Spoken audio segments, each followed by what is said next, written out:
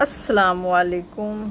دل دکھانے والے برباد ہو جاتے ہیں، اور پھر دیکھنا اللہ اپنے سارے معجزے تمہارے ساتھ کھڑے کر دے گا اور تم بھول جاؤ گے آزمائش کا دکھ۔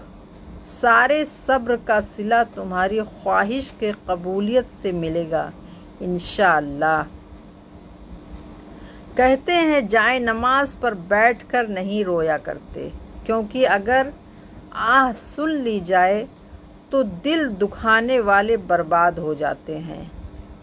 اور کیسے ممکن ہے کہ آہ نکلے اور اللہ نہ سنے؟ سسکیوں کی پکار ہو اور اللہ نہ سنے، وہ سنتا ہے تمہاری ہر خاموشی، بہتے آنسو پڑھ لیتا ہے وہ۔ پھر کیسے ممکن ہے کہ وہ سن کے انسنا کر دے؟ وہ مہربان انسنا نہیں کرتا، کیونکہ وہ میرا اور آپ کا پیارا رب ہے۔